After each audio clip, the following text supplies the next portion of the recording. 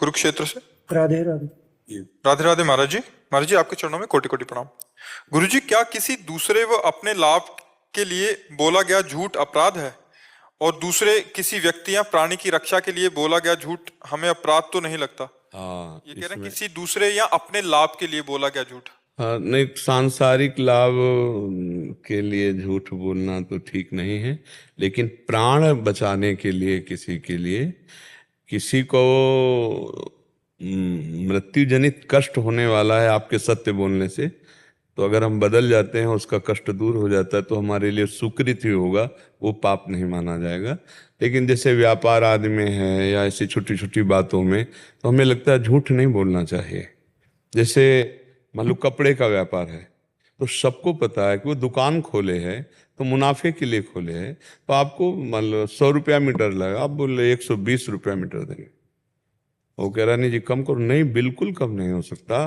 बस और उसमें ऐसे बेचा जाता है कि हम कसम खा के कह रहे तुम्हारे लिए केवल कह रहे 120 का, नहीं बिल्कुल मुनाफा नहीं पड़ता है। अब 120 के नीचे तो नहीं उतरेंगे, क्योंकि तो कसम खाने की जरूरत क्या थी, ड्रामेबाजी करने की जरूरत, सीधे बोलो 120 का देंगे, लेना तो ले, नहीं चले जाइए। तो व्यापार में लोग कहते बिना झूठ बोले चलेगा नहीं, हम कहते ऐसा कैसे हो सकता है, क्योंकि सबको ही जानता है व्यापार मुनाफे के लिए किया जाता है, उसका परिवार है, बिजली है, नौकर है, सारा कार्य उसका उसी से चल रहा है, तो मुनाफा तो लेगा ही। तो झूठ बोलने की क्या जरूरत, सीधी बात है, इतने रुपया किलो, इतने मीटर, ऐसा ऐसा।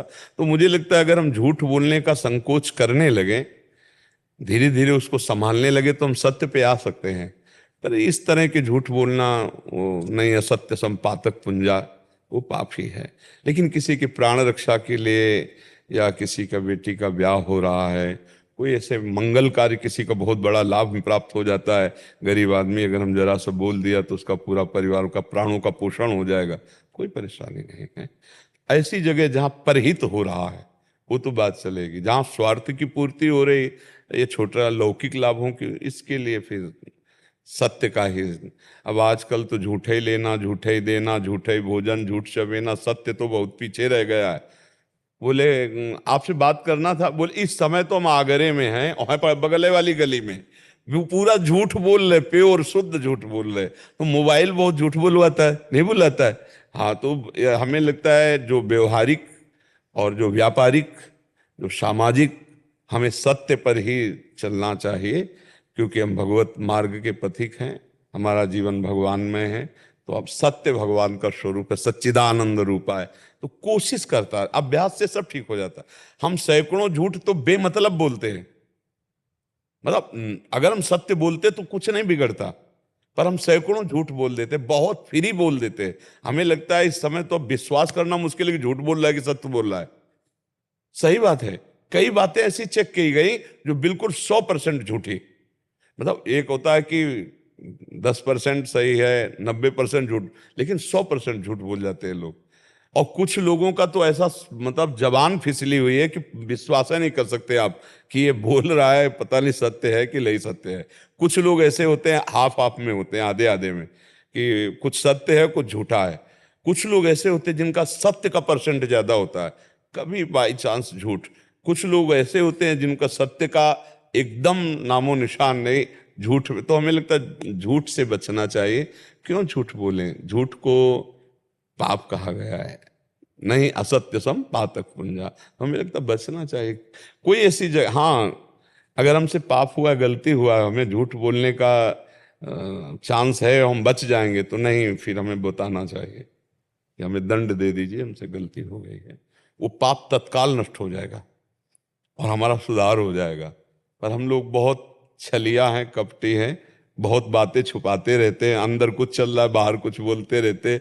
इसीलिए भगवान कह रहे मोहि कपट छल छिद्र न भावा, निर्मल मन जन सो मोहि पावा। इसलिए हमें भगवदानंद की अनुभूति नहीं होती। तो हम लोग अगर छल कपट सुधार पावें, थोड़ा झूठ बोलने पर शासन कर लें, तो काफी लाभ मिल सकता है। किसी के प्राणों को बचाने के लिए, किसी के जीवन को संवारने के लिए अगर हमसे छोटा मोटा झूठ हो जाता है, वो कोई हानिकारक नहीं।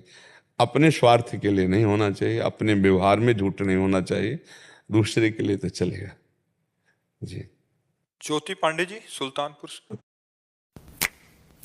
फंसी फंसी कितने कपड़े और 3 वर्ष का है। जब मैं और मेरे पति माला करते हैं तो वो भी जिद करता है माला करने के लिए, तो क्या उसको माला करने के लिए दे सकते हैं, जबकि तुलसी माला उसके पैरों को भी स्पर्श हो जाता है, तो इससे अपराध छोटी माला बना लीजिए, 11 मनके की, 34 मनके की जैसे होती है ना छोटी वाली, तो 11 मनके की उसको तो घुमाना है, बहुत अच्छा है। बच्चों में संस्कार डालना चाहिए, बड़े भाग देखो बच्चों के अंदर संस्कार ऐसे ही पड़ते हैं। और जब माता पिता बीड़ी सिगरेट ये सब नशा, तो फिर वैसे ही बच्चों के अंदर संस्कार, देखो तुम माला जपते हो तो माला के संस्कार आ रहे हैं।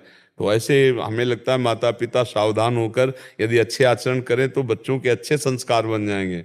नहीं वही बच्चे जिनको तुमने गलत संस्कार, आधुनिक संस्कार, वही बुढ़ापे में तुम्हें कष्ट देंगे, फिर तुम्हारी देख रेख नहीं करेंगे। आज के नए बच्चे पढ़े लिखे देश विदेश में कमाने निकल जाते हैं और माता पिता की तरफ ध्यान ही नहीं देते। वयोवृद्ध माता पिता, बहुत ऐसी का मतलब है घटनाएं जिनमें माता पिता की कोई सेवा ना करे, माता पिता ने उनको पढ़ा लिखा के खूब अच्छा और उनकी तरफ ध्यान नहीं देते। तो हमें लगता है संस्कार डालने चाहिए। अगर अपना भला चाहते हो तो अपने संस्कार सुधारो और अपने बच्चों के संस्कार डालो, तो कम से कम तुम्हारे बुढ़ापे में भगवान मान के सेवा कर लेंगे। अगर उनको चरण छूना सिखाया है, हाथ जोड़कर बात करना सिखाया है, नम्रता सिखाया है, तो जीवन भर वो अच्छे संस्कार वाले बन जाएंगे। छोटे बच्चे, अगर छोटे बच्चे से ही गाली बुलवाना शुरू कर दिया, उद्दंडता करवाना और आधुनिक पढ़ाई केवल, अध्यात्म नहीं, तो फिर वो बच्चे बुढ़ापे में सुख नहीं देते, बुढ़ापे में कष्ट ही देते हैं। अब ऐसे बच्चे हो गए जो इंजेक्शन और ड्रग्स, नशा आदि, वो अपने माता पिता को पीट भी देते हैं। हमें लगता है अच्छे संस्कार डालने चाहिए। और स्वयं कोई नशा मत करो, स्वयं गंदे आचरणों से बचो, तो आपके बच्चों में अच्छे संस्कार अपने आप बन जाएंगे। आप जरूर उसके लिए छोटी माला ले लीजिए, छोटी माला जरूर दीजिए। महाराज जी आजकल एक कोई दूसरी जैसे लकड़ी की भी, नीम आदि की भी बना देते हैं जिससे उसका अपराध भी ना लगे, तो वो भी मिलती है महाराज जी आजकल। हाँ ठीक बात है, ठीक अलग बात है। लकड़ी की, नीम हाँ आदि की भी बहुत सारी हाँ मालाएं मिलती है हाँ जिससे कोई ठीक है, अपराध नहीं है, ठीक मतलब बात है, हाँ ठीक बात है। क्योंकि वो बच्चा है, मतलब तो ऐसी ऐसी भी कर सकते। टेस्ट भी कराती है उसको, मतलब कि अभी जिससे वो ना हो। हाँ जरूर करवाना चाहिए। हम तो कई बार प्रार्थना किया कि अपने बच्चों को बैठाल कर 5 मिनट ही नाम कीर्तन करवाओ, 5 मिनट ही सत्य शास्त्र सुनाओ, तो उसके अंदर चेतनाएं में देखो, अपने लोगों के अंदर जो चेतना आई ना, तो ये घर से ही संस्कार होते हैं।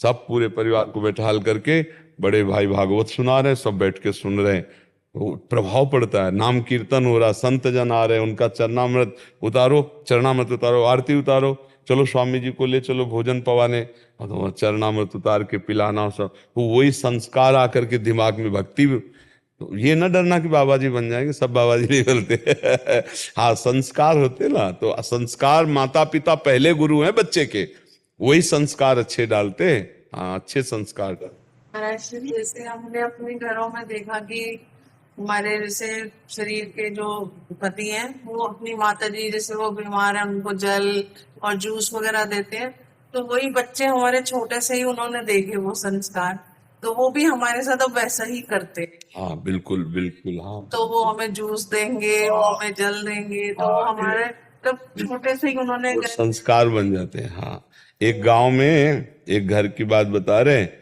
एक मिट्टी के खपरे में माता को अपने भोजन ऐसे, एक दिन वो खपरा ऐसे, तो उस लड़के ने कहा मम्मी टूटने ना पावे। बोले क्यों? बोले मम्मी जिसमें दादी को पवाती हो ना, आगे चलकर हम आपको उसी में पवाएंगे, टूटने ना पावे। संस्कार तो वैसे देखो तुम्हारे सामने ही उदाहरण, तुम अपनी माता की सेवा करती हो तो तुम्हारी प्रति वैसे भाव रख, बहुत इसका प्रभाव पड़ता है, बहुत प्रभाव पड़ता है। माता पिता जो आजकल संस्कारहीन हो रहे हैं तो उनके बच्चे भी संस्कारहीन हो रहे हैं। माता पिता को बहुत सावधान रहना चाहिए। बिना उपदेश के आपके आचरण वहां उपदेश कर रहे हैं आपके संतान पर, अगर आपके आचरण सही नहीं है तो वो संस्कार आपको आगे चलकर कष्ट देंगे। आप जो टीवी में देख रहे हैं, जो आप हंसी मजाक कर रहे हैं, उन बच्चों के संस्कार पढ़ रहे हैं, और वही आगे चल करके आपके लिए बहुत हानिकारक हो जाएंगे। बहुत सावधान, आपका हर आचरण आपके बच्चे के ऊपर प्रभाव डाल रहा है, अनजाने में भी वो आप सद्गुणी या दुर्गुणी बनाने के हेतु बनेंगे। माता पिता को बहुत सावधान रहना चाहिए। ज्योति जी हमारे साथ लोग नहीं, महाराज जी, मैं ब्रजवासी बेटी हूँ, शादी बाहर हुई ब्रज क्षेत्र से, अभी वर्तमान में मुंबई रहती हूँ। प्रभु, मेरे मन में बहुत उथल पुथल रहती है, अंदर प्रभु पर विश्वास है, परंतु मन में विचारों का जैसे चैनल सा चेंज होता रहता है। और सबके चल रहा है, आप पता लगा लो, सबके चल रहा है, किसी एक के थोड़ी चल रहा है। हाँ, उसको रोक पाया कोई तो भजन बल से रोक पाया। जितना नाम जप करोगे, जितना प्रभु का चिंतन करोगे, उतने ही मन शांत रहेगा। नहीं उसका काम है उथल पुथल, वो तो चैनल चलता ही रहता है, सबका चलता रहता है, सबका चलता रहता है। चैनल बदल दो, उसको चैनल बदल दो, प्रभु की तरफ कर दो, संसार की तरफ से हटाओ। प्रभु जी, जैसे मैंने सत्संग में सुना, आपने कहा कि हम ब्रिजवासी हैं, तो ये मतलब हमारा जन्मसिद्ध अधिकार है कि हमें भगवत प्राप्ति होगी ही होगी। वो देखो, एक चीज ध्यान रखनी है, भगवत प्राप्ति चिंतन से होती है। ये हम आपको प्रोत्साहन दे रहे हैं। नहीं, जन्म सिद्ध सबका अधिकार है भगवान की प्राप्ति का, है ना। साधन धाम मोक्ष कर द्वारा, पाई न जे परलोक संहारा, सो परत दुख पावई, सिर धुनि धुनि पछताए, काले कर्मे ईश्वर मिथ्या दोष लगाए। अब जैसे आप जिस संबंध से हैं, आपको संबंध की याद ही नहीं है। श्री कृष्ण आपके कौन है आपको पता ही नहीं। आप चिंतन नहीं, एक कह रहा हूं, एक कारण, आप चिंतन नहीं करती प्रभु का, तो आपको फिर भगवत प्राप्ति कैसे हो जाएगी। और ब्रजवासी के अंदर एक ठसक रहती है, मेरो कान्हा, मेरा कन्हैया, मेरा लाला, मेरा मित्र, मेरा पुत्र, मेरा पति, मेरा यार, जो भाव कर पावे। और इतनी जोर की ठसक होती है, बाबा तू भजन कर, मेरो तो कन्हैया है, मेरो तेरे रटवे के भाग्य में है, मेरे तो बोल ब्रसभाल के जवाई की जय, ऐसे वो गरजते। ये उनके अंदर जो ठसक बैठी है, मेरो लाला, मेरो यार, मेरो दोस्त, मेरा कान्हा, यही भगवत प्राप्ति कराता है। ये ठसक कभी नहीं भूलना चाहिए। आपके अंदर एक ठसक बनी रहनी चाहिए कि पूर्व संस्कार के बस हमको पति बाहर मिला, हम बाहर व्यवहार में, लेकिन मैं हूं तो प्रभु की। पूर्व संस्कार नहीं प्रभु जी, मुझे महिमा ही नहीं पता थी, मैं यहाँ शादी ही नहीं करना चाहती थी। अब हाँ, अब क्या है, मूल प्रसंग पर अपने को केवल रहना है। व्यवहार में उतर जाएंगे तो फिर बहुत विस्तार है व्यवहार का। मूल प्रसंग है कि मुझे भगवत प्राप्ति होगी कि नहीं, ब्रजवासी होने के नाते। तो आप श्री कृष्ण का चिंतन करती रहिए और ये ठसक रखिए कि मैं प्रभु की हूं, पक्का होगी, उसमें कोई संशय नहीं है। तो इसीलिए हम जैसे अपने वृंदावन में जो भी जुड़ते हैं आके, तो उनको एक बात जरूर सिखाते हैं कि अगर निरंतर भजन नहीं हो रहा तो ठसक रखियो, हमारे माई श्यामा जू को राज। हम ये जरूर कहें, तो बच्चा बच्चा है, हमारे माई श्यामा जू को राज, क्योंकि हम श्री जी के हैं। हम ये ठसक हमको भगवत प्राप्ति कराएगी कि हमसे काहू के बल भजन को, काहू के आचार, व्यास भरोसे कुंवर के सोवत पांव पसार, मेरी लाडली जू, मेरे लाल जू, इसी से भगवत प्राप्ति। आकाश जी, राधे राधे। राधे राधे। प्रभु जी, प्रभु जी, बहुत समय से